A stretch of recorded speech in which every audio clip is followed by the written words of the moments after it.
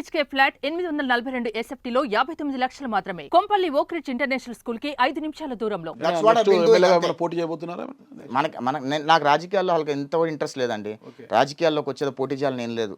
But ఏంటంటే రాష్ట్రంలో 2019లో చంద్రబాబు నాయుడు గారు ఓడిపోయిన తర్వాత మేము కంపెనీ పెట్టాం, రామకృష్ణ టెక్నో టవర్స్ అని చెప్పి కడుతున్నప్పుడు ఆ ప్రాపర్టీ కొన్నాం. మేము ఆ ప్రాపర్టీలో మేము ఫ్లోర్ కొన్నాం. నేను మా ఫ్రెండ్స్ ముగ్గురం కలిసి కొంటే కంపెనీ ఎస్టాబ్లిష్ చేద్దాం అనుకున్నాం. గవర్నమెంట్తో టైప్ ఏం లేదు. మేము దగ్గర 150 మందికి డైరెక్ట్ ఎంప్లాయ్మెంట్ ఇద్దామని చెప్పి దిగాం ఆ ప్రాజెక్ట్లోకి.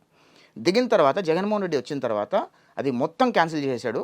ఆ రామకృష్ణ టెక్నో టవర్స్ కట్టే వాళ్ళని భయభ్రాంతులు గురేసి వాళ్ళలో వాటా అడగటం వల్ల వాళ్ళు కట్టకుండా పారిపోయారు. అలానే ఇంకొక PwC ప్రైస్ వాటర్ కూపర్ అనే కంపెనీ, మేమే ఆ కంపెనీని వాళ్ళ సీఈఓలతో మాట్లాడి, అసిస్టెంట్లతో డైరెక్టర్స్తో మాట్లాడి లోకేష్ గారు అక్కడికి వచ్చినాం, పరిచయం చేశాం. వాళ్ళు అమరావతి వచ్చి చూసి చంద్రబాబు నాయుడు గారు విజన్ నచ్చి వాళ్ళు కంపెనీ పెట్టారు. కంపెనీ పెట్టిన తర్వాత ఈయన వచ్చిన తర్వాత వాళ్ళని కూడా వాళ్ళకి ఇచ్చిన ల్యాండ్ రద్దు చేసేస్తే వెనక్కి తీసేసుకున్నాడు. వాళ్ళు ఆల్రెడీ మొత్తం ఆపరేషన్స్ అన్ని మూవ్ చేయడానికి, ఎస్టాబ్లిష్మెంట్ చేసుకోవడానికి అన్నీ చేసుకున్న తర్వాత రద్దు చేశారు. ఇలా ఎన్నో కంపెనీస్ అండి, ఒకటి కాదు రెండు కాదు. ఈరోజు కియా మోటార్స్లో అనుబంధ సంస్థలు 2 లక్షల కోట్ల రూపాయలు రావాల్సిన అనుబంధ సంస్థలు, ఆంధ్రప్రదేశ్ రాష్ట్రంలో రావాల్సిన అనుబంధ సంస్థలు పోయి బెంగళూరులో పెట్టుకున్నారు. ఎందుకంటే ఇవన్నీ తెలిసిన తర్వాత ఎంతో మంది నాలాంటి వాళ్ళు నిరుద్యోగులుగా మారిపోయి ఇక్కడ వాళ్ళు డ్రగ్స్కి అలవాటు పడిపోయి ఇంత అన్యాయం జరుగుతుంటే చూస్తూ ఊరుకోలేకపోయాము. నేను చంద్రబాబు నాయుడు గారు తెచ్చిన కాలేజీలో చదువుకున్నా, చంద్రబాబు నాయుడు గారు సెయింట్ మేరీస్లో చదువుకున్నా, హైదరాబాద్.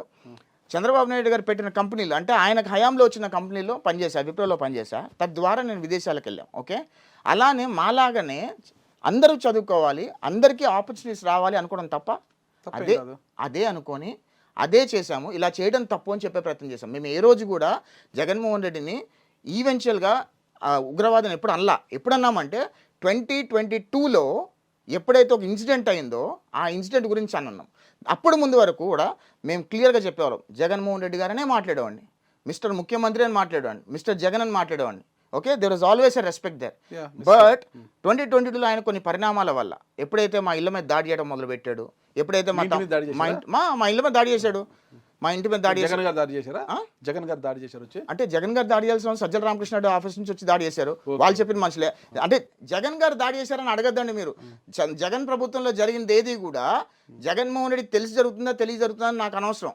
కానీ మేము మాట్లాడుతున్నప్పుడు వైసీపీ మీద అటాక్ చేస్తున్నప్పుడు వైసీపీకి సంబంధించిన నాయకులు ఎవరు వచ్చి మా ఇల్లు బాగాలు కొట్టినా జగన్కి సంబంధించినదే అది. అంటే ఆయన ఆఫీస్ తెలియకుండా ఏం జరిగితే చంద్రబాబు నాయుడుకి సంబంధించేది, జగన్ గారు వైసీపీలో ఏం జరిగింది జగన్ గారికి సంబంధించింది అంతే. అంటే అది సిచ్యుయేషన్ ఏంటంటే ఇక్కడ అన్యాయం జరగటం వేరు, వాళ్ళ విధుల్లో వాళ్ళు ఉంటారు. సీఎంలు జగన్మోహన్ రెడ్డికి ఏం విధులు ఉన్నాయండి? ఒక కంపెనీ తీసుకొచ్చాడా, ఒక ప్రాజెక్ట్ పూర్తి చేశాడా, రోడ్డు మీద తట్టాడు మట్టేశాడా, ఒక కనీసం 10 మందికి ఉపాధి కల్పించాడా?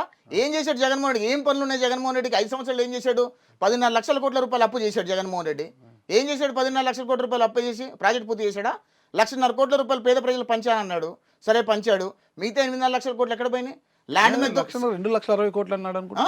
1,00,000 కోట్లు తగ్గించింది, 2,60,60. 2,60,60 కోట్ల మీ లెక్క ప్రకారమే 7.5 లక్షల కోట్లు ఎక్కడ పోయినాయి కదా. అదేవిధంగా శాండ్ మీద దొబ్బేసింది, లిక్కర్ మీద దొబ్బేసింది, సహజ వనరుల మీద దొబ్బేసినాయి. ఇవన్నీ ఎక్కడికి పోయినాయి అంటున్నా డబ్బులన్నీ. ఇసుక కూడా సహజ వనరులు ఒకటే కదా. అంటే శాండ్ నేను అంటే బాక్సైట్, లాటరైట్, టైటానియము, తోరియము, ఎర్రచందనము ఇవన్నీ తవ్వేశారు కదా. ఇవి కూడా సహజ వనరులే కదా. సో ఆ సహజ వనరులతో కంపేర్ చేస్తే నేను శాండ్ దానిలో కలపదలుచుకోవాలి, అందుకే శాండ్ అని అన్న. మీరు బీకాంలో ఫిజిక్స్ తెప్పించే ప్రయత్నం చేస్తున్నారు, నా దగ్గర కుదరదు. అది డెఫినెట్ గా మీరు ట్రై చేయండి. కుదరాలని నేనేం ట్రై చేయట్లేదు. అంటే చెప్తున్నా ఇసుక అంటారు మళ్ళీ సహజ వనరులు ఇసుక కూడా ఒకటి కదా. నాకైతే తప్పేమో నాకు తెలియదు, సహజ వనరులు ఇసుక లేదేమో నాకు తెలియదు. ఉందా? సహజ వనరులు ఇసుక ఉంటదండి, కాదనట్లా నేను అంటుంది ఏంటంటే మీరు ఎక్కడ ట్రై చేస్తున్నారంటే నేను కూడా ట్రై చేయట్లేదు అండి. నాకేం అవసరం కదా. మీరు ఇంత మేధావి వర్గానికి చెందిన వారు, మీరు అసలుకి ప్రతి కంటెంట్ మీద ఇంత అనర్గళంగా మాట్లాడతారు. మిమ్మల్ని ఇరికించేంత శక్తి నాకుంది. మీరు వాళ్ళండి నాగరాజు గారు మీరు వేసే పంచులకి నాకు బండ్లకు గని బీ చేశాను సింబియోసిస్ యూనివర్సిటీ నుంచి. అమ్మగారు ఏం చేసేవారండి? Mummy housewife, daddy business చేసేవాళ్ళు. Okay okay. అంటే నాన్నగారు చనిపోయినా అమ్మ బాగా మీకు అండగా నిలబడి బాగా చదివించారు.